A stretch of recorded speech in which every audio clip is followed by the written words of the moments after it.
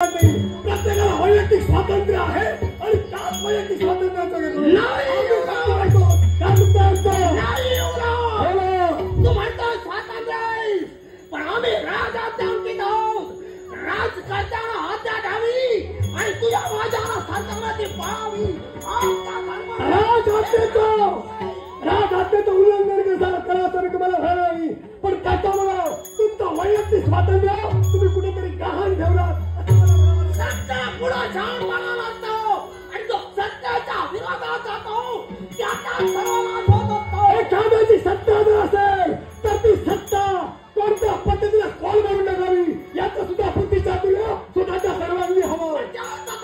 सत्याच्या विरोधात तो बंड पुकारतोय, त्या कुळाचा संवार करायचा कुळाच्या संवाराच्या गोष्टी तुम्ही मला सांगू नका. मग मला सांगा, आपल्या पूर्वजांनी सुद्धा भक्ती केली होती, मग त्यांना सुद्धा मोक्ष मिळण्याची प्राप्ती झाली. भक्ती केलं म्हणजे आत्मिक समाधान. मग एखाद्याचं आत्मिक समाधान हिरावून घेणं हे पाप नाही का? सम्राटाला ते नको असेल तर त्यांच्या कार्यात व्यत्यय आणणारे हमी कोण? मग त्यांना सम्राट तुम्ही मला सांगू नका. ज्या माझ्या बापाला मला जन्म दिलाय त्या माझ्या बापाला मी खर्चावून विरोध केलाय, मग पाच विरोध तुमचा पुतळ्या काकाला केल्याशिवाय. तुझ्या बापाला मला आज्ञा केली, ऐकला नसेल तर त्या आज्ञेचा पालन तुझ्या नाशाला करेल. मग मी तुला वक्तव्याचा होताना भेट कृतीचा शास्त्र षष्टम प्रतिष्ठम ही माझी धर्मनीती आहे. त्या धर्मनीतीनुसार मी वागतोय.